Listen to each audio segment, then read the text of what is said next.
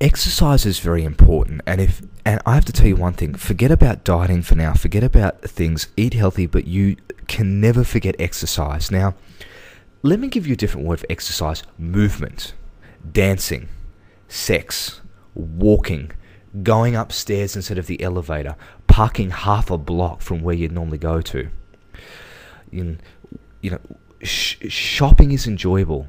Part of the reason is there's stimulus, there's biochemistry reasons why that's enjoyable, but you're also moving. You're putting your physiology, which is a fancy word for body, in a different position.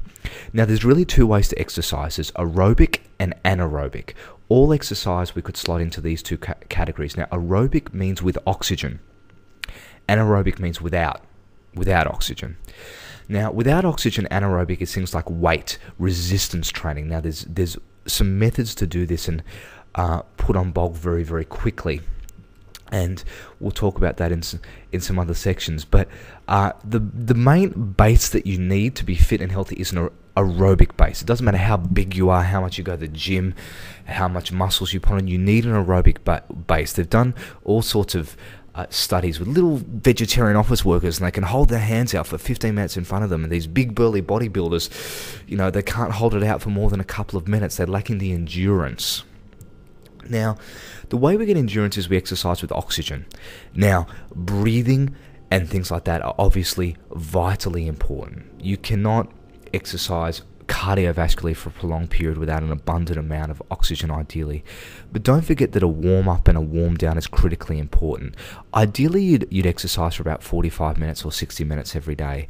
There is some thoughts that maybe we should even be exercising up to 8 hours a day because we're meant to be moving and at least 2 or 3 hours. But in today's lifestyle where we sit on our backside, I'm here to tell you one thing. If you watch television, get a treadmill. And do not watch that television unless you're on that treadmill. Or sounds very unsexy and unromantic, lay on the ground. Put your legs in the air and learn some basic Pilates or some basic yoga movements or stretching, but do not sit sedentary. You sit sedentary every day, and if you sit for 6 hours or more a day, your risk of dying goes through the roof. Particularly earlier. Everyone dies, I apologize, but you would die earlier than you otherwise would. Ideally, 12 minutes warm up, 12 minutes warm down. Now, the reason you warm up and you warm down is because circulation, where blood flows, healing begins. Now, when you first get started, your blood will be mainly concentrated in your internal organs.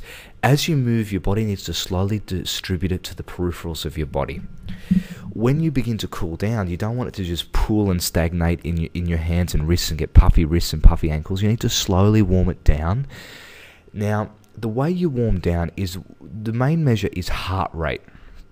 Now, I'm going to do a whole program of this and another thing where I'll talk for an hour on CD. Can you imagine listening to me for an hour? On the optimum heart rate to get it in. But generally, when we're warming up, we're doing a warm-up in about 70% of our ideal heart rate. And one of the best things you can do is buy a heart rate monitor and work out the exact level. Now, for a long time, the ideal heart rate to exercise in was 220 minus your age. It's 220 minus your age. Now they do 220 minus your age, and we feel the ideal is about 70% of that again. Now, the reason we do that is because fat burns much slower than carbohydrates or sugar. Now, there's a difference between these two. Fat is a very slow fuel. Carbohydrates and sugar is very fast-burning fuel. You want to train your body to not burn sugar.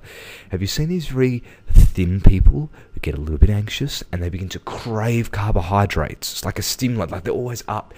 They're stuck in a sugar-burning mode, and they need to learn to breathe and slow down and get some healthy fats. Now, 20 years ago, if we read the natural health literature, people were saying, don't eat fat, don't eat avocados, don't have any fat.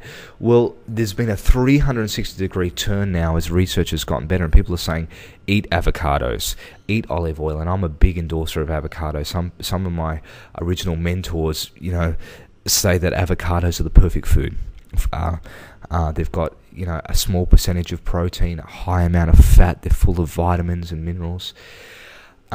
So plenty of fat while we exercise, and there's different ways to bulk up as well. If you are looking at resistance training, there's two fundamental principles you need to know. One, you need to eat much more regularly. You need to eat every 3 hours. A lot of people are very successful at bodybuilding. Some people say eat lots of protein. Some people say eat things, but you need it to at least be eating. You can't be starving yourself. And there is some ways to do that properly we'll go into. And secondly, you need to be straining the muscle in its maximum degree of movement. There's actually a brilliant way to put on muscle very quickly called static contraction. And if you're looking to bulk up very quickly, there's been a book written on that which has absolutely revolutionized the way we think about bulking up.